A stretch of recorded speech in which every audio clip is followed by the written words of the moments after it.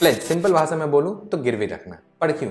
Pledge क्यों करना? इसके फायदे क्या है, इसके नुकसान क्या है? हम पूरे कंफ्यूजन को क्लियर करने की कोशिश करेंगे आज के वीडियो में, तो आप पूरे वीडियो को देखकर ही जाना, भले आप लाइक एंड सब्सक्राइब ना करें। वैसे भी कौन करता है?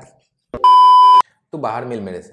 खैर, तो सबसे पहले हम बात कर लेते हैं why to pledge. So basically हम प्लेजिंग एक्स्ट्रा मार्जिन या फिर कैश के लिए करते हैं। जस्ट इमेजिन कि आपके पास एक म्यूचुअल फंड रखा हुआ है of around 10 lakh rupees and आपने उसको इन्वेस्ट कर रखा है फॉर नेक्स्ट 5 to 10 ईयर्स के लिए। तो जाहिर सी बात है आप उस इन्वेस्टमेंट को हाथ नहीं लगाएंगे या फिर आप उसको 1-2 महीने में नहीं बेचेंगे। But let me ask you one thing, कैसा रहेगा अगर आपको कोई उस इन्वेस्टमेंट के बदले आपको extra 7 to 8 lakh rupees they they and आप उसको यूटिलाइज कर सकते हैं फॉर योर ट्रेडिंग पर्पस। वाह फैंटास्टिक, फिर तो पैसा ही पैसा भाव भैया।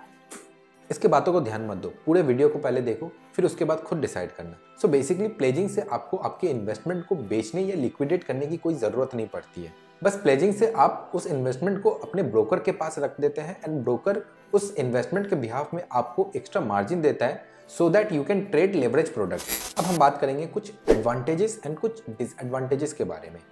तो पहले हम बात कर लेते हैं एडवांटेजेस के बारे में। तो पहला एडवांटेज हो जाता है हमें एक्स्ट्रा कैश मिलता है जो हम यूटिलाइज कर सकते हैं लेवरेज ट्रेडिंग के लिए। दूसरा एडवांटेज हमें मिल जाता है we don't have to pay any interest on intraday trades. अगर सपोज हमने उस मार्जिन को यूज करके कोई ट्रेड लिया है तो जितना भी मार्जिन हम उसमें से यूज करेंगे उसके ऊपर हमें एक्स्ट्रा कोई इंटरेस्ट पे नहीं करना पड़ता है अगर वो इंट्राडे ट्रेड है तो।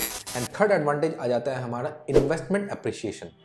आपका जो इन्वेस्टमेंट है उसको आपने बेचा नहीं है, तो कल को जाके अगर वो जो स्टॉक है या फिर वो जो म्यूचुअल फंड है, अगर कल को जाके उसमें कुछ रिटर्न मिलता है लाइक 10% 20% जो भी आपका रिटर्न मिलेगा वो आपका उस पर एड ऑन होते जाएगा। एंड आपने जो ट्रेडिंग करके एक्स्ट्रा अगर कुछ उससे बनाया है तो वो आपके लिए एक बोनस कहलाएगा। अब थोड़ा बात कर लेते हैं डिसएडवांटेजेस के बारे में। तो सबसे पहला डिसएडवांटेजेस हो जाता है you can't sell the investment.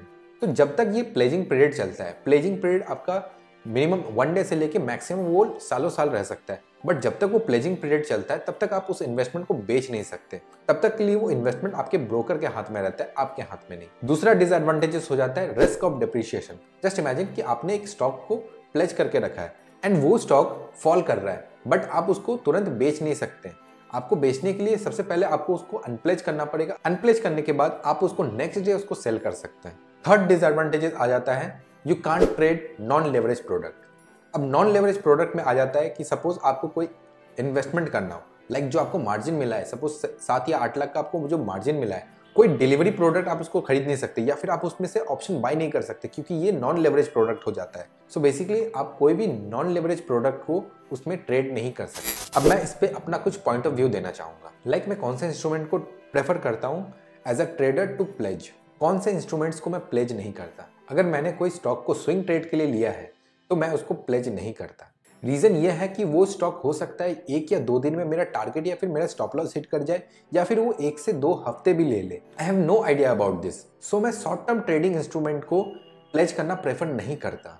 मैं ETF एंड म्यूचुअल फंड को ज़्यादा प्रेफर करता हूँ टू प्लेज, वो भी उन सबको जिसे मैंने लॉन्ग टर्म के लिए रखा है। लाइक जिस इन्वेस्टमेंट पे मुझे अगले 3 या 5 साल तक रहना है या फिर उससे ज़्यादा रहना है, मैं उनको प्रेफर करता हूँ टू प्लेज। अब सवाल आता है हाउ टू प्लेज। अब मैं जीरोधा का प्लेटफॉर्म यूज करता हूँ, तो जीरोधा पे किस तरीके से आपको प्लेज करना होता है वो मैं आपको दिखा देता हूँ। सबसे पहले आपको पोर्टफोलियो पे जाना है, फिर वहाँ से आपको होल्डिंग में जाके आपको सिलेक्ट करना पड़ेगा कि आपको कौन से स्टॉक को प्लेज करना है एंड वहाँ पे जाके आपको अपना क्वांटिटी सिलेक्ट करना है। ये हो जाने के बाद आपको आपके रजिस्टर्ड ईमेल आईडी पे एक लिंक आएगा जिसको आपको क्लिक करना है।